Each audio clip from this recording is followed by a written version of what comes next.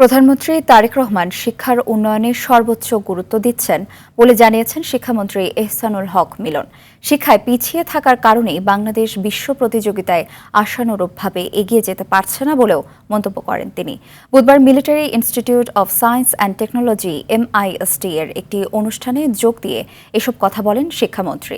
তিনি বলেন, শিক্ষা মন্ত্রণালয় আমলাতান্ত্রিক জটিলতাকে প্রশ্রয় দিচ্ছে না। একই সাথে একটি বৈষম্যহীন ও সমৃদ্ধ বাংলাদেশ করার চেষ্টা চলছে বলেও জানান শিক্ষামন্ত্রী। এ সময় জুলাই বিপ্লবের শহীদদের আত্মত্যাগের মাধ্যমে পাওয়া সুযোগকে কাজে লাগিয়ে নতুন বাংলাদেশ গড়ার প্রত্যয় ব্যক্ত করেন তিনি। Each and every one we are dreaming about it. We are all investing our maximum effort in education for human capital development. আমাদের যা রয়েছে তা দিয়ে আমরা আমাদের সন্তানদেরকে বড় করতে চাই।